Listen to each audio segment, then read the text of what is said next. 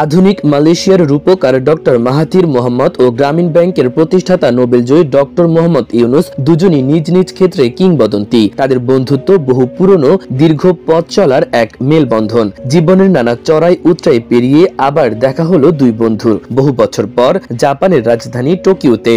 শুভেচ্ছা বিনিময় শেষে দুই বন্ধু দীর্ঘ প্রায় 40 মিনিট একান্তে আড্ডায় মেতে ওঠেন, স্মৃতির পাতায় ফিরে যান, আলোচনা করেন ব্যক্তিগত সম্পর্ক, দুই দেশের সম্পর্ক, দক্ষিণ এশিয়ার সংকট ও ভবিষ্যতের সম্ভাবনা নিয়ে। ডক্টর ইউনুস তার প্রিয় বন্ধুকে অগ্রিম জন্মদিনের শুভেচ্ছা জানান। আগামী 10 জুলাই মাহাথির মোহাম্মদ তার 100তম জন্মবার্ষিকীতে পা রাখতে যাচ্ছেন। তিনি বলেন, আমি আপনাকে 100তম জন্মদিনের অগ্রিম শুভেচ্ছা জানাচ্ছি। মাহাথির এ সময় আবেগাপ্লুত হয়ে পড়েন। দুই বন্ধু খুনসুটি, স্মৃতিচারণ আর হাস্যরসের মধ্য দিয়ে কাটান মূল্যবান মুহূর্তগুলো।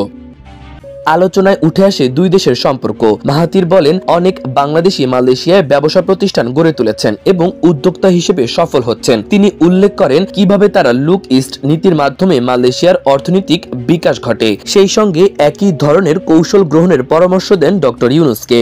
ডক্টর ইউনুস এ সময় মাহাথিরকে বাংলাদেশ সফরের আমন্ত্রণ জানান। মাহাথির জানান, যদি তার চিকিৎসকরা অনুমতি দেন তাহলে তিনি বাংলাদেশে আসতে আগ্রহী। তবে চিকিৎসকদের পরামর্শ অনুযায়ী তার ভ্রমণ অনেকটা সীমিত রাখা হয়েছে।